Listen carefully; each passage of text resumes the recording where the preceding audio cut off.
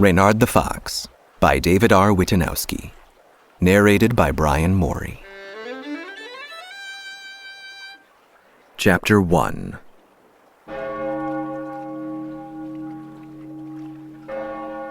The fiddler was late. One of the great bells of the Temple of Phoenix was tolling over the wet slosh of the Vinus, a sound that normally would have signaled nothing more than the coming of dusk, when the priest-smiths of the Firebird would congregate for their evening prayer.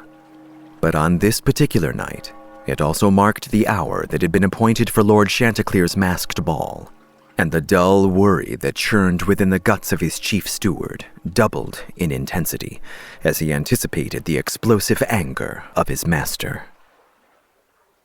Lord Chanticleer was the head of the powerful Butchers' Guild, and incredibly rich. Indeed, it was commonly said that Chanticleer was so wealthy that if he dropped a bar of gold in the street, it would be beneath him to bend over and pick it back up.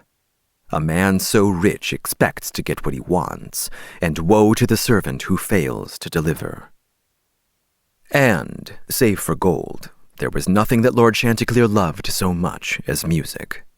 He was a self-proclaimed connoisseur of the art, and much of his manner was given over to his collection of rare instruments. His salon was a virtual concert hall, replete with its own pipe organ, a monstrously expensive thing that had likely cost as much as the construction of the wing that housed it. And hardly a month passed between the lavish spectacles mounted there by the guildmaster. But of all Chanticleer's contrived amusements, none pleased the city's elite better than the masked ball held in honor of the festival of Summer's End, which superstitious peasants call Wolf's Night. And though common folk might spend that night with doors locked and bolted, it was considered fashionable amongst the rich to dress in the manner of the Watcher's servants, and to invite his dour priests to play mournful songs of bloody murder, as they quaffed heady wine and danced and howled under the pale light of the skull moon, until either drink or exhaustion brought their revelry to an end. It being hard to fear the ravening warg when one lives safe behind high walls and is accustomed to well-lit streets patrolled by the city watch. All through Red Month, Lord Chanticleer's chief steward had been anxiously preparing for the festival's raucous festivities, all of which had to be personally overseen so as to ensure that nothing went amiss. Stacks of invitations written on expensive paper and sealed with Lord Chanticleer's personal signet ring had to be properly delivered, a task that had involved a small army of uniformed guild messengers. Case after case of fine wine, shipped to the manor by river barge, needed to be hand-counted before being packed in fresh ice. And, as the house's kitchen staff had trebled in size to accommodate the prodigious and finicky appetites of Chanticleer's guests, the chief steward had been required to ensure that each new member of the staff was reasonably clean, and that their faces and hands were free of any unsightly blemishes. Chanticleer had also hired the city's finest decorators, and the steward had been run ragged, trying to fulfill their mounting demands, as they transformed Lord Chanticleer's estate into a suitably grim place, hung with great swaths of black cloth inlaid with blood-red stitching, and specially commissioned lanterns that had been fashioned to project the images of ravenous wolves, swarms of night flutterers, and gruesome scenes of the walking dead. Meanwhile, the artisans of the Tailors' Guild were put to work sewing ornate costumes for the ball, and it was up to the chief steward to navigate a complex web of spies and informants from rival houses to learn what designs would be in fashion this year, and which would draw the scorn of good society. Yet of all these many tasks, the one that the steward found most egregious was that of dealing with the grim priesthood of the Watcher, who were few and far between in the city. They had no formal temples, had to be contacted at the taverns where they played for their suppers, and most of them routinely refused to entertain the rich on Summer's End, for it was one of the holiest nights of their master.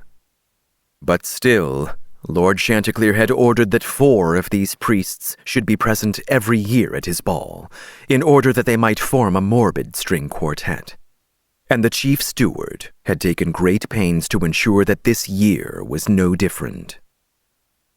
And now Copay, the fiddler, was late. She was a young woman, but already renowned as a great virtuoso with her instrument. She played at the Slaughter Prince, one of the busiest taverns of River Quarter, and it had taken much flattery and more gold to procure her services. At first, the chief steward had not found her absence unusual, for the servants of the Watcher were often late, maintaining that they came and went as they pleased, beholden to no one but the Winter King himself. So, as in the past, the steward had made adequate provision for the tardiness of the followers of Wolf. After an hour had passed, and Copé had still failed to appear at the front gates, the steward grew angry. Surely, he thought, he would never again hire on such an irresponsible woman, talented or not.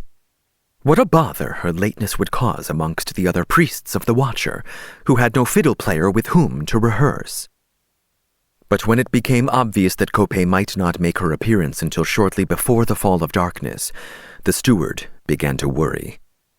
A poor showing on her part would reflect poorly on him, and he had no wish to go back to the life of a common domestic servant, which is surely where he would end up if Lord Chanticleer dismissed him from his service. So now, he stood beneath the grand entrance to his master's estate, visions of cleaning boots and emptying chamber pots filling his addled head, as his eyes frantically scanned the street that led down to River Quarter.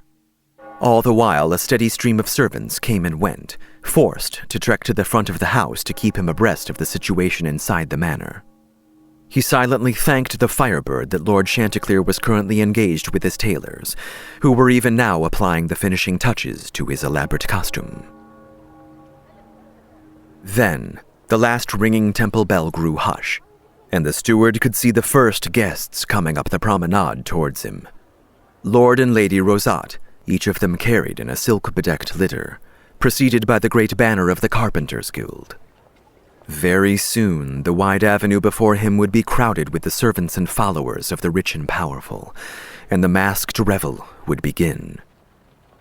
And as the retinue of the Rosats drew closer, it finally dawned on the steward that Copé might not show up at all, and his fear of being released from employment was quickly replaced by a desperate concern for his own personal safety.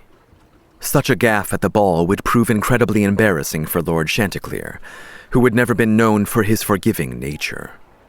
By the end of the night, the steward imagined that he might share the fate of the clumsy maid who had once dropped one of Lord Chanticleer's prized mandolins. Namely, his throat would be slit by one of Chanticleer's knifemen, and his body would be weighed down with rocks before being dumped into the river, under cover of darkness. Briefly, the chief steward considered flight. He could, for example, secure a place on board a boat that would take him far away, but he suspected that, even if he made it as far as Tyrus, one of his master's hired killers would eventually find him and drag him back to be tortured, as a further punishment for attempting to escape his master's wrath. And likely, the steward thought, it would be that tattooed Glycanese demon, Ghoul, whom Lord Chanticleer retained for his most heinous knife work. He'd never seen the man at his business, but he'd heard the cries that occasionally echoed up from the sub-cellars, and watched as the dead were removed from the estate. Their bodies often looked remarkably unharmed, save for the delicate puncture wounds that the steward personally found more disturbing than if they'd been torn limb from limb. Would it be better to hang himself now, he wondered, and get it over and done with? The steward was in the middle of pondering where he might find the rope necessary for such an endeavor, when his eyes fell on a strange figure across the street that he could have sworn he had not seen just a moment before. It was a man, and he was clothed in a weathered scarlet doublet, with a matching pair of breeches, high red leather boots, and over one shoulder was slung a fashionable sort of cape, the kind that the nobility were fond of wearing. Over his face he wore a mask, crafted so that it resembled that of a common fox. And he had a fiddle in his gloved hands. As the steward watched, all of his attention now bent on the stranger, the fox-headed man set down a wooden bowl on the pavement and began to scratch out a lively tune with his instrument. He was no master of his trade, certainly, but he played well, and with a natural sense of style and flair. It took the steward a great deal of restraint to stop himself from dashing across the street right then and there, but then restraint was a required part of his job, and so he paused for a moment and considered his scant options. On the one hand, this man was no more than a common street minstrel, and there would be no way to pass him off as co-pay, for everyone knew that the best fiddler of Riverquarter was a woman. It was also likely that he was not even a trained musician, and the other priests of the Watcher would surely pierce any claim of the stewards to the contrary. But on the other hand, the chief steward knew that despite all of the wealth and influence his master wielded, and the long hours he spent training with some of the city's finest music masters, Lord Chanticleer had a terrible ear for music. Even the lowest, most uncultured servant could tell that their lord and master had no talent, that his voice was dull and toneless, and that he could little tell the difference between a virtuoso and a hack. The steward dashed down the stairs hurriedly, feeling dreadfully exposed as he trod over the manicured lawn that separated his master's estate from the well-worked stones of the street. "You there?" the steward called out as he approached the stranger. "Fiddler, what is your name?" "You may call me Fox, your lordship," the stranger replied in a resonant voice as he continued to play his fiddle. The steward could see that underneath his brightly colored mask, he appeared to be quite handsome, with a strong jawline and a well-formed mouth. Most striking were his eyes, almond, flecked with slivers the color of polished tin. "Fox, eh?" the steward said as he looked the man's costume over. "A very appropriate name." "Yes, your lordship," the man called Fox said, playing a complex flourish as a passing couple dropped a copper bit into the wooden bowl set out beside him. "And easy to remember as well." "Tell me, then, Master Fox, are you interested in making a great deal of coin?" The man called Fox stopped playing momentarily and bowed, gracefully, his fiddle held carefully behind his back. "Lordship, your words cleave so skillfully to the very heart of my desire." "Good. Now, do you know whose house this is?" the steward asked, gesturing at the grand estate behind him. "Why, no, your lordship.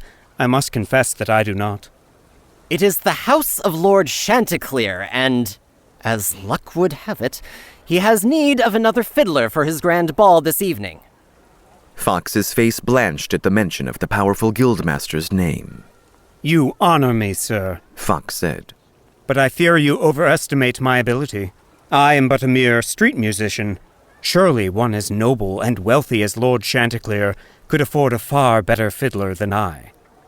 "Yes, well, be that as it may, he has need of one of your kind tonight, and if you perform well, I will see to it that you will be amply rewarded for your services. Let us say 2 silver nobles?" "Sir," the minstrel replied, his tone suddenly indignant. "I might make as much on the street after a good night. If Lord Chanticleer desires my services, you will have to make me a better offer than that." "Nonsense," the steward grumbled inwardly. No common street musician made more than a handful of copper bits an evening, if that. And, if circumstances were different, the steward would have had the man thrown into the gutter for having the impudence to reject his more than generous offer. But as each passing moment brought the Rosats closer, he realized that there was no time to haggle with the man, much as he would have liked to. 5, then, the steward muttered under his breath. "Done, sir." The minstrel bowed once again and scooped up his wooden bowl as he rose, the single copper bit disappearing under his stylish cloak. "Come along, then," the steward urged, now that the deal was struck. "We must get you inside, and quickly." The man named Fox nodded sagely, as if sympathetic, and followed the steward across the lawn and up marbled steps before passing through the arched doorway that led to the manor's lavish receiving hall.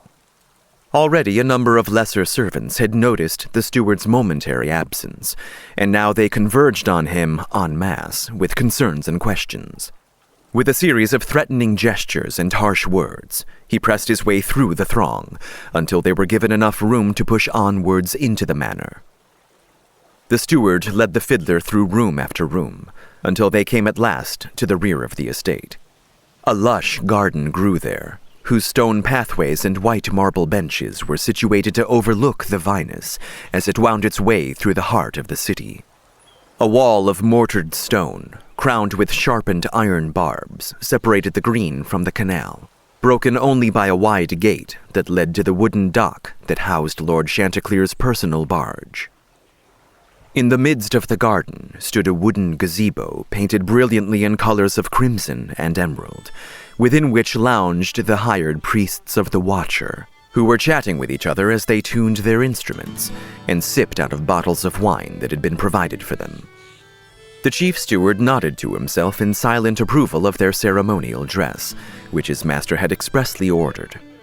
Each priest was clothed in sewn-up animal pelts and wore masks fashioned to resemble the fearsome wargs of the forest. Only their taloned gloves were missing, for they would have need of their fingers to play. You aren't, by any chance, a servant of the Watcher? The steward asked the minstrel in a nonchalant manner, so as not to give up his desperate situation. I only ask because you play the fiddle. No, lordship, Fox responded. I took some lessons with one years ago, but I think the Winter King's got more than his fair share of fiddlers to satisfy him. Ah. The steward sighed. Then you don't tell stories, I take it. Oh, I can wind a good bit of yarn, but not proper ones like that lot can, Fox said, nodding towards the priests of Wolf. Never been good at telling dreadfuls either, if that's what you're getting at. Don't have the right voice for it. Yes, I see. But I suppose that will have to be acceptable. You can just keep your mouth shut and play. I'll have some words with the priests about it. Of course. The steward proceeded with his next words carefully. Should anyone ask if you were... I'll just give them the old smile and play them a bit of Princess Virago's Lament. Is that what you had in mind? Quite so. And it will only cost you another 5 nobles. What's that you say? 10 silver nobles, up front. The man called Fox said casually. Or I tell your great lord and master that not only am I not a priest of the Watcher, but that you got me straight off the street. The steward's face turned white, then red. This is blackmail! The steward managed at last. Just business, lordship, I assure you. But say, I just had an idea. Maybe, after you get tossed out on your duff, we might form a duo. Do you know how to play the deep crier? It would so complement my own... Be silent! The steward barked, and then clapped a hand to his mouth when he realized that his shout might be heard from inside the house. Do we have a deal, then? Fox asked. The steward's hands curled into fists, and his breathing came harsh and loud. 7 nobles. 10, Fox rejoined forcefully. The man obviously knew that he had the steward over a barrel. We can just call it 1 gold crown if you like, lordship, if that will make it easier. The steward glared at the man's smile, fuming, but his hand fumbled into his own coin purse and doled out the 10 silver coins into the minstrel's hands. There, Fox said softly as the coins vanished under his cloak. Not so painful, was it now? And I do promise you a good show. At this price, your playing had better be as sharp as Hydra's teeth. Now come with me and keep your mouth shut. Fox just nodded happily and smiled under his leering mask, revealing that his teeth were surprisingly good for a man of such low class. The steward led him down a winding path to the foot of the gazebo and waited as patiently as he might for one of the priests to acknowledge his presence. Eventually, Malvoisin, who was the eldest of the trio, lazily stepped down to see what the nervous little man wanted. Who's this? The gaunt priest said with a nod towards the stranger, resplendent in his red outfit. Master Fox, The minstrel said, bowing very low. At your service. He's no servant of Wolf. One of the other priests sneered. No, The steward began to sputter. But I'm afraid that Mistress Copay appears to be, indisposed for the evening. But I am sure you will find Master Fox here to be more than capable of— Boy, Malvoisin's voice cut the steward off neatly. can you play Lady of Diamonds? Fox took but a moment to think before bringing his worn instrument up to his neck and, placing his bow upon its taut strings, he coaxed from the instrument the mournful opening chords of a popular peasant song that concerned a pair of particularly ill-fated lovers. Even the angered steward had to admit the man was quite good, though not polished. Some of the servants inside the house peeked out to see who was playing, but the priest merely listened impassively, his arms folded before him. How about Said Malvoisin. Magpie's Delight? Without stopping, Fox changed his tune to the lilting strains of the new song, his notes surer and stronger than they had been before. He began to dance lightly around the gazebo as he did so, his feet just brushing the ground as he spun. The Four Sisters! One of the other priests cried out, smiling now and readying his own instrument, a finely lacquered zither. There were a few delighted claps from the household staff, as Fox leapt onto one of the steps of the gazebo and held out a long, harmonious note. It was the traditional beginning of the song, which represented an argument between the 4 daughters of a widower, each of whom wished to replace their mother as the head of the household. Soon, the zitherist priest joined in, followed by a female priestess on the deep crier. Last to play was Malvoisin himself, who was a master of the mandolin. He began to pluck his instrument, and soon the air was full of the delightful nattering and complaining of the 4 sisters. He'll do, Malvoisin said to the steward, a rare smile on his face. The steward, relieved, turned to go, but before he could, he found his path blocked by Fox, who, still fiddling madly, smiled at him toothily. While you are in the house, your lordship, Fox said then, would you pick me up a bottle of wine to take some of the chill out of the air? I'll see what I can do. The steward replied icily and pushed roughly past him. On second thought, Fox called after him as he retreated into the house. make it 4 bottles. We've all got to keep our spirits up, don't we? The steward's brow burned as he stalked back through the manor, and when one of the pages dared to approach him with the news that Lord Chanticleer had need of his presence, he struck the boy to the floor with a backhanded swipe of his hand.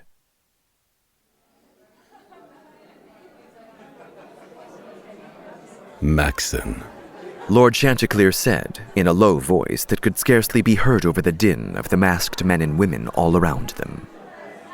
whatever became of that other fiddle player? Copin was her name, I believe? Copay, Lord. The steward corrected, suddenly tense. Lord Chanticleer never called him by his proper name, unless he was very pleased or very angry, and he hoped for his sake that it was the former and not the latter. She was forced to call off her engagement with us this evening. Well, Lord Chanticleer said darkly. see that you speak to the owner of the Slaughter Prince about it. Mistress Copay shall just have to content herself with playing in some old quarter dive for the rest of her days. The steward smiled. Lord Chanticleer had swallowed his lie concerning the missing fiddler. The woman would be punished for causing him so much undue distress, and excluding the matter with Fox, the night had progressed without a single hitch. Once all of the guests had arrived, they had been herded into the salon, where the lanterns of the house were, one by one, dimmed and covered, until the room was so dark that the guests could scarcely see a foot in front of them. Then, in a puff of explosive powder that the Temple of Phoenix had provided, the host of the revel appeared, his bejeweled and stylishly slashed doublet and breeches, cunningly tailored to suggest the emblem of the Butcher's Guild, a vibrantly feathered rooster. To complete the effect, his gloved hand held the handle of a beautiful lacquered mask with the beaked face of a cock, and a garish and resplendent comb the color of blood. Chanticleer's grand entrance had drawn cries of awe and applause from the crowd assembled below.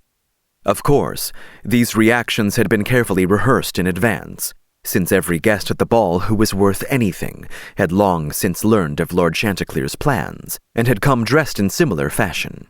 Each guildmaster adorned in costumes which resembled the animals that symbolized their guilds.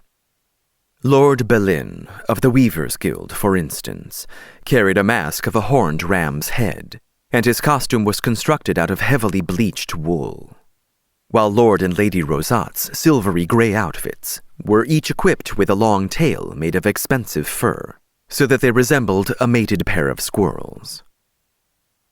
As the priests of Wolf and Master Fox moved indoors to play for the vibrant sea of costumed merchant lords and ladies, the servants uncorked the wine, and the masked ball had begun in earnest. Tell me, Maxon, Lord Chanticleer went on, gulping down a mouthful of wine out of a fluted glass. wherever did you find this Fox fellow? He has made a very good impression on my guests. He is a new man to the city, sir, the steward said, trying desperately to conceal his inner anxiety. He could not have Lord Chanticleer asking too many questions about the stranger. Fortunately, he had thought of just the right lie to put his master off of the scent. A talented man, The steward went on, lowering his voice. but a Luxian, if I guess correctly, my lord. A Luxian priest of the Watcher? In Arcus? The rebel county of Luxia had once been a southern province of the Duchy of Arcus, before their defection had sparked over 100 years of warfare. Racially, there was little difference between the two peoples, but any self-respecting Arcasian would tell you that Luxians were of considerably lower stock, before adding that they were dirty, uneducated, and crude. An exile, I believe. He hides it well under that mask, but you can see it in the cut of his jaw and the coarseness of his hair. Yes, I see. Lord Chanticleer said and laughed, his already flushed face turning red. How delightfully scandalous, Maxon. Just think of the uproar it will cause when I let slip that my guests have been entertained by a common Luxian. Indeed, my lord. Maxon replied, and breathed a sigh of relief. Still, it would be best to keep this quiet until after the ball. I trust that you will be discreet. But of course. One can't help but feel almost sorry for the boy. Chanticleer said with mock pity. He'll certainly not find work ever again. Not in any place of quality. I would hope not, my lord. The steward said, his thin mouth curling into a tight smile. Chanticleer! A voice boomed over the din of the ball. Its owner, an obviously drunk man with a long-eared hair mask over his face, was pressing through the crowd towards them. With his spare hand, he was dragging along a trio of giggling young women in similar attire, though their bodices were certainly cut much lower than that of most of the women present. A splendid party. The hare said as he and his companions at last came to a halt in front of Lord Chanticleer. He lifted up his mask, revealing the florid face of Baron Galopin, Grand Master of the Royal Guild of Messengers. I am glad that you enjoy it, Baron Galopin. Lord Chanticleer said as he handed his half-empty glass to the steward and leaned in a polite half-bow. I see you have been enjoying the wine. Excellent stuff. Galopin said, returning the bow sloppily. But then, what else is to be expected of the great Lord Chanticleer? Indeed, Chanticleer replied stiffly. The steward knew that Chanticleer despised Baron Galopin, and he didn't blame him. The man's manners were certainly lacking, and his taste in clothing and company were vulgar in the extreme. Still, Galopin was of the nobility, and he would be a powerful enemy if insulted. For that reason alone, Chanticleer tolerated him. The girls like it anyway, don't you, girls? Galopin laughed and passed his glass to the nearest of his companions, who lifted up her own mask to reveal a fresh-faced young woman, probably not much older than 16 or 17 summers. Her cheeks were red and flushed, and she gulped the wine down greedily. A new set of mistresses, Baron? Chanticleer asked, coolly. The steward smirked at his master's rare restraint, thinking it more likely that these were mere servant girls in fancy dress. The more the merrier, eh, Chanticleer? Galopin grabbed hold of one of the girls from behind and gave her chest a vigorous squeeze, sending her into a fit of mock cries of distress. Her companions then proceeded to shriek as they struck the Baron lightly with their masks, until he released the girl from his grip. And what does the Baroness Galopin have to say about these lovelies you keep at your side? Why, nothing! Galopin replied with joy. Nothing at all! She has her own amusements these days, if you take my meaning, sir. Oh? Chanticleer asked, genuinely surprised. The Baroness was a rather mousy woman, hardly the type to have taken on a lover. I was not aware.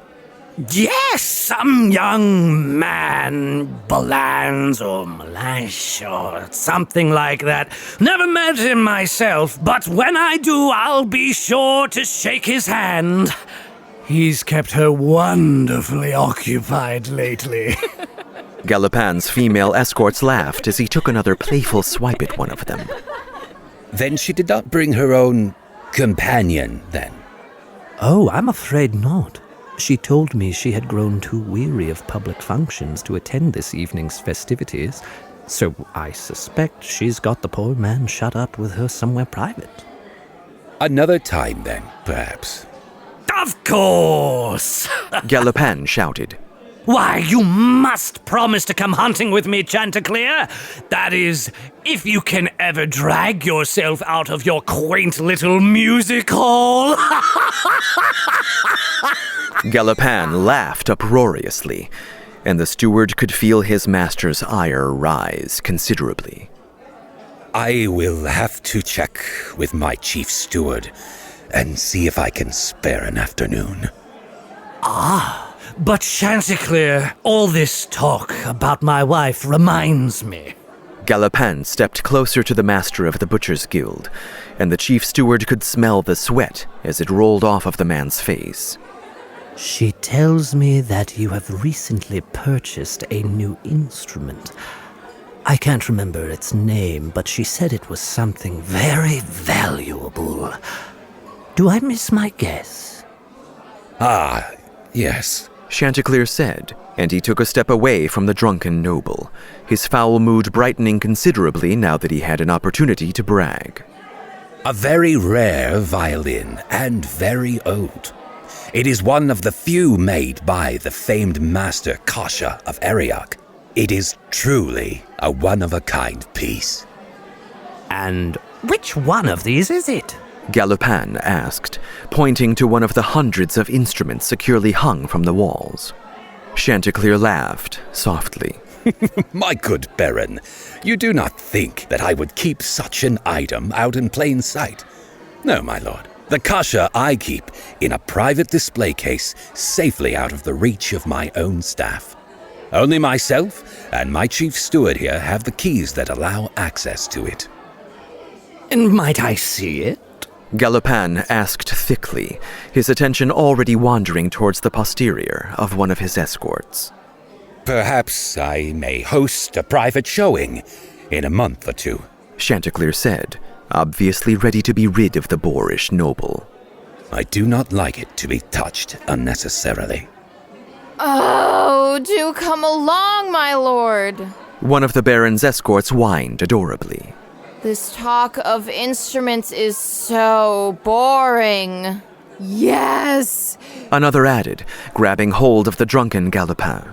You promised us you would take us dancing. Well! Galopin said as the trio began to drag him away. I suppose I must bid you good evening, Chanticleer. I will tell my wife that you give her your best. That is most generous of you, Chanticleer said, bowing as the man disappeared into the throng of dancers, his 3 escorts stumbling along with him. Steward, Chanticleer said, turning a now stern face towards the man. Yes, my lord. make certain that the staff keeps Baron Galopin well clear of the private display rooms. I wouldn't want any of them to lose their positions due to that man's clumsiness. It will be done as you say, my lord, the steward said, and rushed to comply with his master's orders.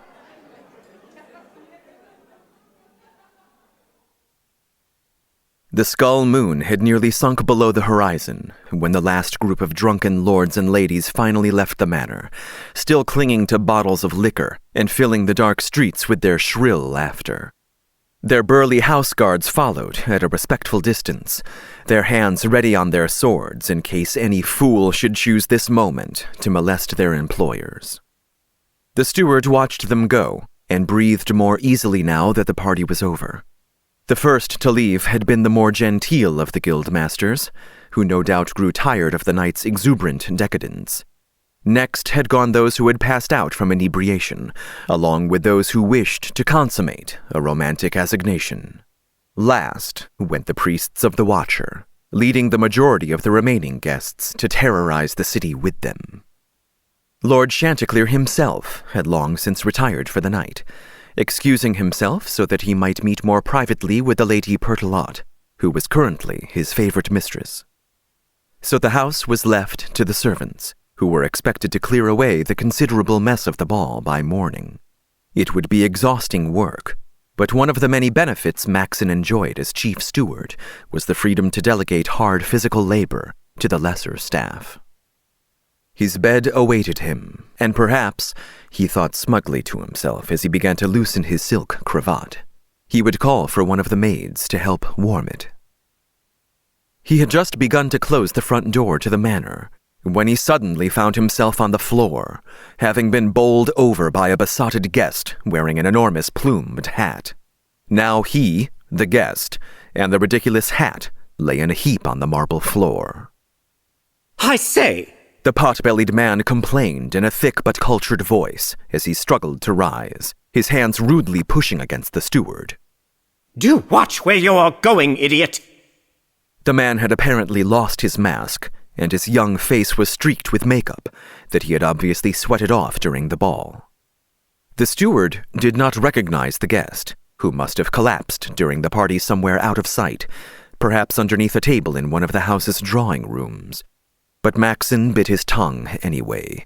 There was no telling what great house this foolish bravo belonged to, and he was still a mere servant. Pardon me, my lord, the steward managed as he struggled to lift himself up, lowering his eyes as a symbol of respect. I did not see you. See to it that you are more careful then, or it will be a whipping for you, the guest said, stumbling as he knelt to retrieve his hat. The steward's teeth ground against each other as he kept his head lowered, bending into a formal bow as the man firmly put the hat on his head and strode out into the night, singing a bawdy drinking song as he went. When he had staggered out of earshot, the steward shut the door angrily and locked home the numerous bolts. Fool, he said to himself, quietly, and began to pat down his now rumpled uniform. Then Maxon noticed the dull gleam of metal winking at him from the floor, and saw that in the scuffle with the guest, he had dropped the key to his master's private quarters. He scooped it up and returned it carefully to his pocket, silently thanking the gods for his good fortune in seeing it in time. He couldn't imagine what trouble he might get in if one of the other servants discovered it. All of the money he had spent hiring the obnoxious minstrel might have been for naught. The minstrel. When, Maxon thought worriedly, had the minstrel left the party? He hadn't seen him with Malvoisin and the priests. Had he left early, having already been paid? Or was he in one of the storerooms, pilfering his master's larder? With such fearful thoughts running through his head, Maxon put off retiring until he had checked the house and grounds, and could ensure that the odd man was not up to further mischief. He promptly summoned the house guard to accompany him as he went from door to door and room to room, and made certain that all outside doors were securely shut, and that each member of the staff was about their proper duties. Near dawn, both the search and the cleaning were complete, and no sign of the fox could be found.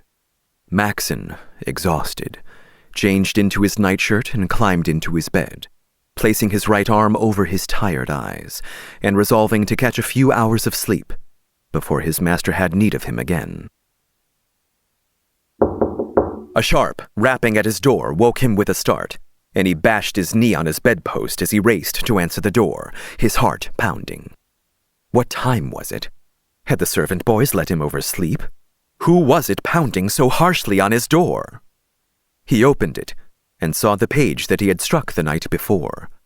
The boy had a strange expression on his face. It looked almost like a smile.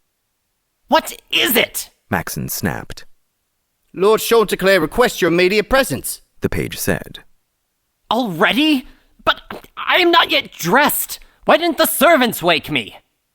It is still early, sir, the page replied rudely. You will address me with respect, boy, Maxon said, and struck the lad again. I am chief steward, and if I wanted to, I could have you thrown into the river.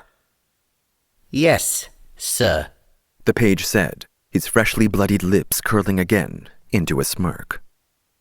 Shaken, Maxon threw on his outfit and made his way through the winding corridors of the servants' quarters, his knee throbbing, and his mind reeling as he wondered what his master could possibly want so early in the morning. Had the cook overdone his breakfast? Had the maids moved too slowly as they put away his master's clothes?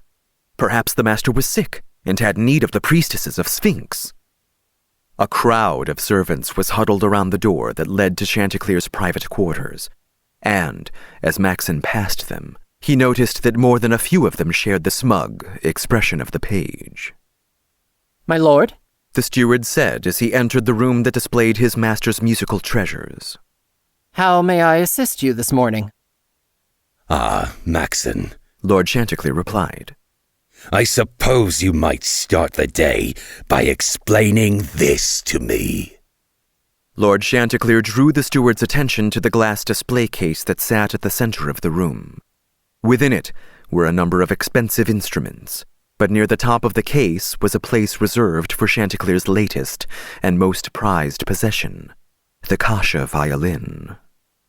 Of course, the violin was no longer there. In its place sat a weathered fiddle of the simple sort that unskilled craftsmen make, and from its neck hung a mask that had been carved to resemble the face of a smiling fox.